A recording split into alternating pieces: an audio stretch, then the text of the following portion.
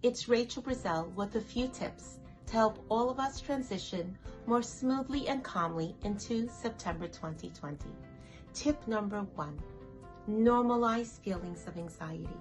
Whether for yourself, your children, a loved one, it makes a lot of sense to feel anxious at this time of the year. Children returning to school, parents getting back into morning and evening routines, others getting back to the workplace. Normalize your feelings of anxiety. Tip number 2, embrace your feelings of anxiety. That means that if you see yourself or your child becoming anxious, practice some self-talk, healthy self-talk. Tell yourself, hey, it makes sense that I'm feeling anxious. Nothing to worry about. I'm supposed to feel anxious at this time of the year. And teach your child to do the same so that we're not anxious about the anxiety. And then get busy with some healthy distractions. Music, dancing, singing, exercise, reading a book, getting together with a friend.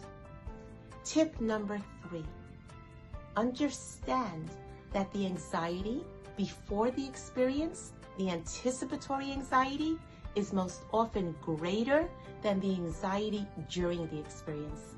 This helps that when we're feeling anxious before returning to school, before getting the morning started, once we get started, the anxiety will go down. And the more often we do it, the anxiety will go down.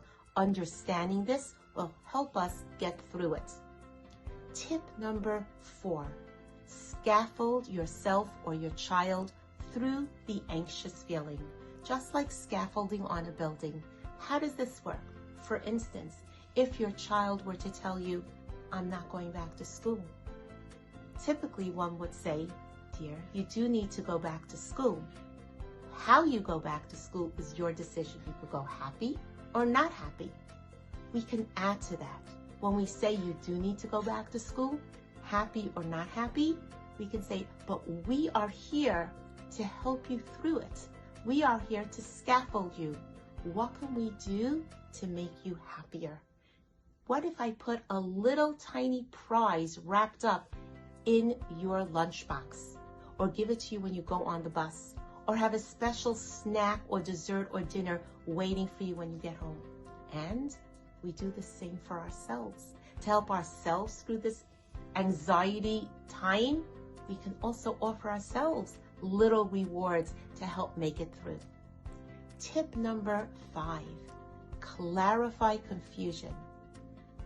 Most of us think that our children should get it by now. They should understand the new school rules, the protocols that are in place.